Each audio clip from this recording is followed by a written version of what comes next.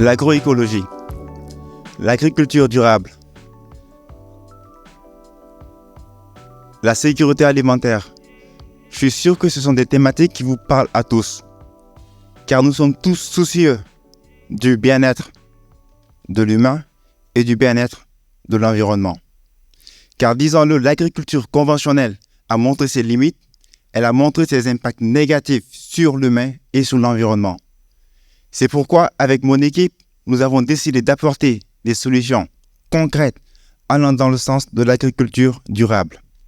Cette équipe, elle est constituée de 4 personnes avec des compétences complémentaires dans le domaine agricole, notamment en agroforesterie, en agroalimentaire, en horticulture et en production animale.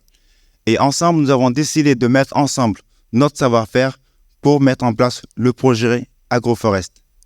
C'est un projet d'agroforesterie, mais ce qu'il a de particulier, c'est qu'il s'articule autour d'une espèce, disons-le, assez atypique. Vous connaissez cet arbre? C'est le baobab. C'est l'emblème de l'Afrique.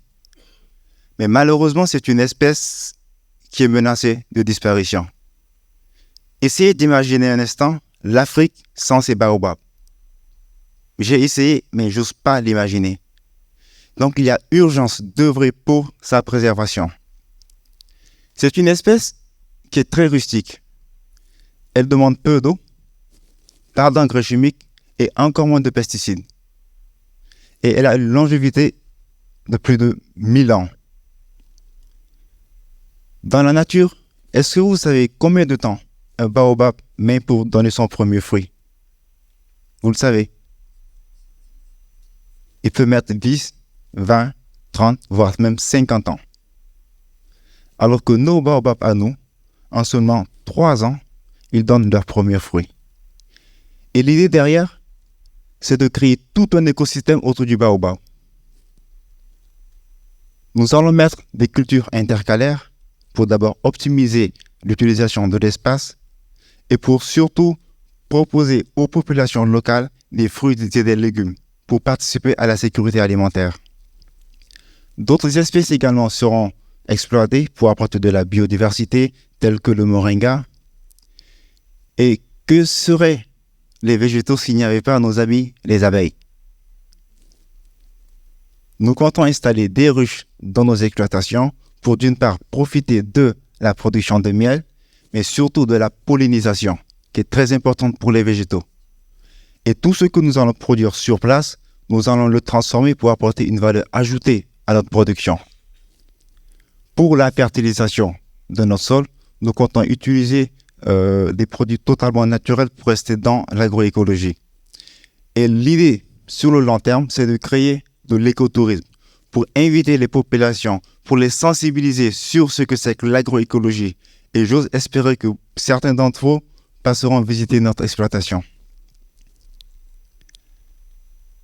Plusieurs produits découleront de notre exploitation, notamment le baobab et le moringa qui sont considérés comme de super aliments, très riches en protéines, très riches en calcium.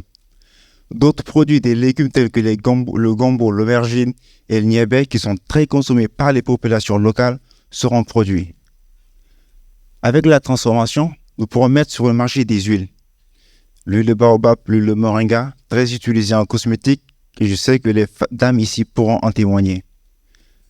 Des résidus fourragers pourront être proposés aux éleveurs de la zone, car sachez que durant 7 à 8 mois au Sénégal, c'est la sécheresse. Il n'y a plus de pâturage. Les vaches deviennent maigres, elles ne produisent plus de lait. Donc nous, ce que nous voulons faire, c'est proposer notre fourrage aux éleveurs de la zone pour qu'ils aient plus de revenus. L'impact que nous voulons avoir, c'est un impact social et environnemental. Sur le plan social, nous comptons créer de l'emploi décent, surtout avec les couches vulnérables que sont les femmes et les enfants. Nous allons participer à la sécurité alimentaire des populations autochtones en leur proposant des fruits et des légumes. Sur le plan environnemental, nous comptons planter plus de 30 000 arbres.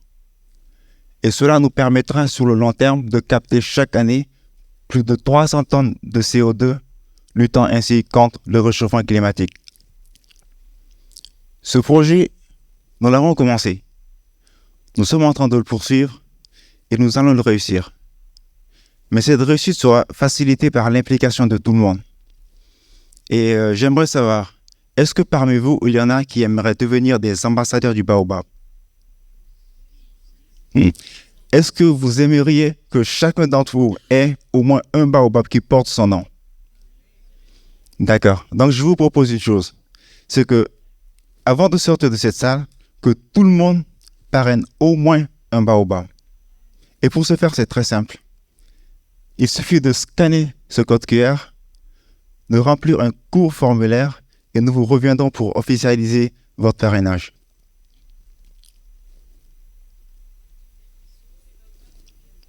Au Sénégal, dans le nord du Sénégal, dans la région de Podor, près de la vallée du fleuve, Sénégal. Mesdames et messieurs, si comme nous, votre vision, c'est d'avoir un impact sur l'humain, un impact sur l'environnement, dites-vous bien qu'ensemble, si nous mettons nos ressources, nous pourrons créer un monde meilleur. Nous pourrons créer l'agriculture de demain. Et cette agriculture de demain, nous pourrons être sûrs que nos générations futures pourront en profiter. Je vous remercie.